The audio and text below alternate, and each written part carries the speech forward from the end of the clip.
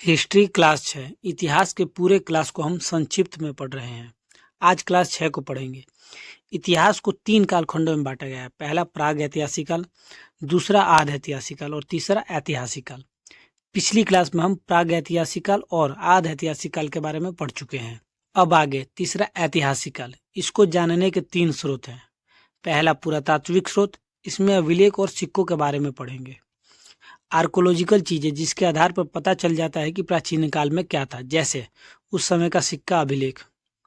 दूसरा विदेशी यात्री, उस वक्त जितने भी लोग भारत आए उन्होंने कुछ पुस्तकें लिखी, जैसे इंडिका, जो कि मेगास्थनीज के द्वारा लिखी गई।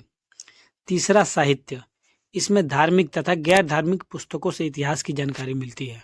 पुरातात्विक स्रोत में अभिलेख, किसी भी कठोर वस्तु पर खोद के लिखने की कला को अभिलेख कहते हैं। यदि पत्थर पर खोद के लिखा है तो उसे शिलालेख कहेंगे। पिलर पर खोद के लिखा है तो उससे स्तंभ लेख कहेंगे। गुफा के अंदर घुस कर लिखा है तो वह गुफा लेख होगा। यह बहुत कम मिलता है। दीवार पर जो खोद के लिखा है उसे भित्ति अभिलेख कहते हैं। भारत में अशोक ने सबसे ज्यादा अभिलेख लिखवाया था।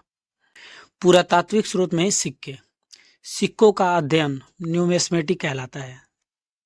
सिंधु सभ्यता में मिट्टी के सिक्के पाए गए, जिसे टेराकोटा कहते हैं।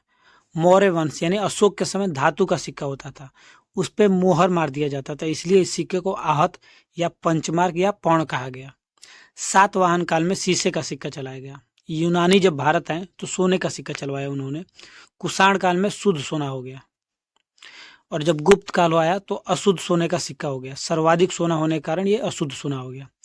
फिर मयूर शैली का सिक्का चला, चांदी का सिक्का चला तथा कौड़ी का प्रयोग हुआ, और गुप्त को ही भारत का स्वर्ण काल कहा जाता है। हुमायूं के समय चमड़े का सिक्का चला था। शेरशाह सूरी ने मीडियम वर्ग के लिए रुपया चलाया, जो कि चांदी का था। गरीब के लिए दाम चलाया, जो कि तांबा का था, और अमीर के लिए असरफी, सोने का।